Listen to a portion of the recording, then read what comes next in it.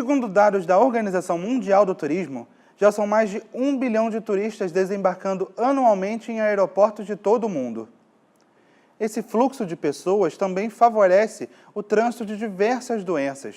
Por essa razão, vários cuidados são necessários para se ter uma viagem tranquila. Esse é o tema do Espaço Saúde de hoje, que recebe aqui a doutora Julise Gross. Ela é médica da Gerência de Saúde do Sistema CNC-SESC-SENAC e vai falar para a gente um pouco sobre os cuidados que os turistas devem ter ao planejar a sua próxima viagem. Doutora Julise, muito obrigado pela sua participação. Obrigada, eu que agradeço o convite. E eu queria começar perguntando por que é tão importante esses cuidados com a saúde antes de planejar uma viagem. Quando a gente planeja uma viagem, a gente está geralmente ou a lazer, planejando aquelas férias do ano inteiro, ou a gente está a trabalho, que a empresa recomendou algum trabalho que a gente tivesse que fazer fora do ambiente da empresa. Então, a gente quer que tudo corra da melhor maneira possível, seja no lazer, seja no trabalho. O que a gente precisa focar é que, segundo os próprios dados da Organização Mundial de Saúde, no caso, cerca de algumas pessoas vão ter algum tipo de adoecimento e algumas pessoas também vão apresentar algum tipo de afastamento do trabalho e vão apresentar até algum tipo de situação inesperada relacionada a essa viagem. E quais são os principais cuidados que uma pessoa deve ter antes de planejar a viagem? Ela tem que procurar algum médico específico? Atualmente existe uma especialidade que se chama medicina do viajante.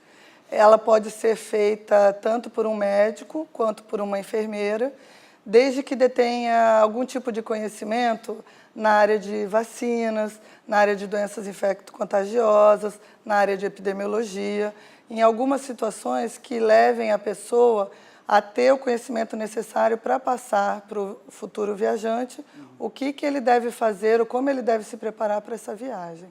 Bom, doutora Julise, existem alguns grupos de risco, né? Algumas pessoas que são mais suscetíveis e que precisam ter um cuidado um pouco mais redobrado quando for viajar. Que grupos são esses? Os grupos que a gente quer ter um cuidado maior, um olhar especial, são geralmente os idosos, as gestantes, as pessoas que têm alguma doença crônica, ou alguma doença crônica pulmonar, ou alguma doença de pele, ou alguma doença que já faz um acompanhamento, já faz uso de medicação durante algum tempo, e também as crianças. No caso das crianças, tem algum cuidado específico? As crianças, a gente tem que ter a preocupação porque elas são uma faixa etária que são consideradas de risco. A imunidade ainda não está completamente desenvolvida, então, normalmente a gente recomenda que não se viaje com criança muito pequena, em torno de meses de idade, né? E que pelo menos já tenha tomado algum set de vacinas para que tenha alguma imunidade para o local que ela vai fazer essa viagem. Bom, queria que a senhora falasse agora, vamos falar de um passo a passo para quando a pessoa vai planejar uma viagem. Primeiro, quais são os cuidados que se deve ter antes mesmo de ir para o seu destino, antes de sair de viagem? Os cuidados principais que a gente não pode esquecer é, se a pessoa já toma alguma medicação, não pode esquecer de forma alguma. Não é porque eu estou viajando, é que eu não vou tomar aquele remédio que já faz parte do meu dia a dia. Outro cuidado também são algumas medicações básicas que a gente costuma chamar de um kit do viajante ou um kit de viagem, que são aqueles que você pode ter necessidade de usar conforme o que surpreender dentro da sua viagem. Ou algum remédio para febre, algum remédio para dor, algum remédio descongestionante, algum soro fisiológico, algum remédio para enjoo, náuseas, vômitos, curativos. E também não esquecer o repelente e o protetor solar, que são super importantes para a gente prevenir insolações, picadas de inseto, esse tipo de coisa. Também é importante as pessoas conhecerem o lugar para onde elas vão viajar, né? Primeiro, se é um local considerado exótico ou inóspito, é um local realmente que vai ter menos condições, a pessoa tem que ter um cuidado maior. O que a gente sempre sinaliza é que deve ter cuidado com a água que se bebe, de preferência usar água mineral, usar água da garrafa, e os alimentos que se ingere. Se você não sabe de onde são esses alimentos, você tem que preferi-los cozidos a alimentos crus ou então aqueles alimentos que você não está acostumado a comer, tentar evitar, exatamente para não desenvolver algum tipo de alergia ou algum tipo de complicação na viagem, que é o que a gente não quer. E durante o trajeto, tem alguma diferença se a pessoa vai de avião ou se ela vai por via terrestre? Como é que a pessoa pode ter esses cuidados? O transporte aéreo, principalmente, demanda algumas horas de viagem.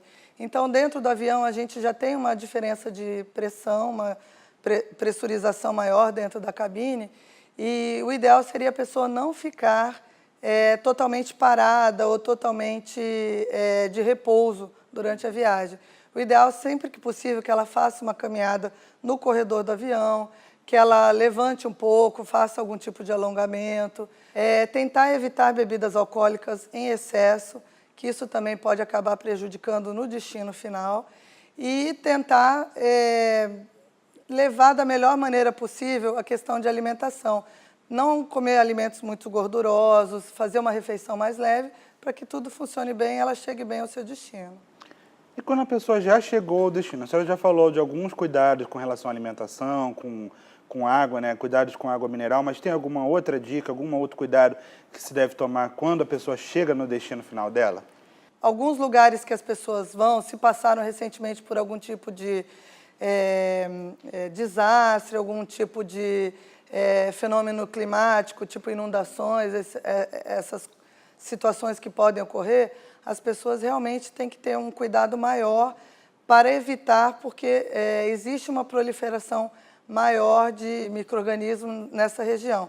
Ou se a pessoa vai fazer um turismo mais a nível de fazenda, ou a nível de campo, a nível não exatamente de cidade, então a gente tem que ter um cuidado maior em relação aos vetores, aos animais que podem causar algum tipo de dano e, como eu falei, o próprio tipo de alimentação que vai ser utilizado nesse período.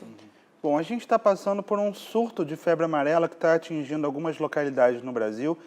Que cuidados que as pessoas devem ter quando vai viajar para esses lugares? O que elas precisam observar no caso específico da febre amarela que tem assustado aí várias pessoas?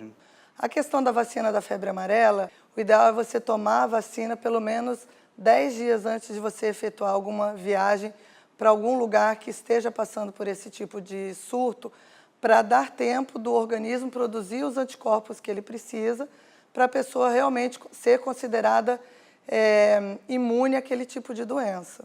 Bom, a gente falou sobre vacinas aqui no caso específico da febre amarela, mas também existem outras vacinas que também são importantes de serem tomadas, né?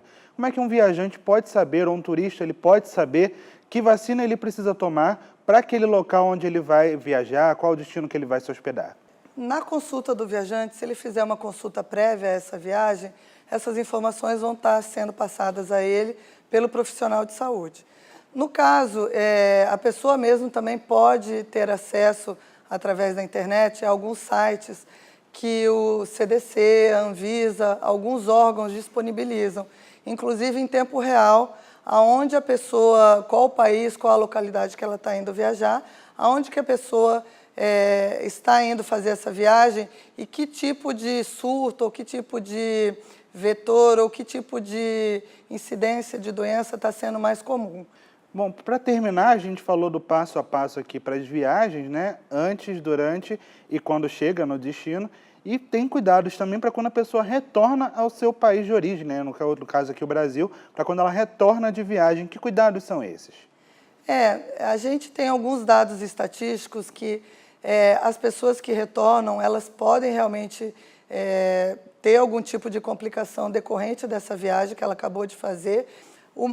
O mais comum dos sintomas ou complicações decorrentes da viagem são nos 90 primeiros dias do retorno, ou seja, nos 3 primeiros meses que a pessoa tem que ter o cuidado de, se ela começar a sentir algum tipo de febre, algum tipo de dor no corpo, alguma situação, procurar o serviço de saúde e, se for possível, informar de livre e espontânea vontade que ela fez essa viagem.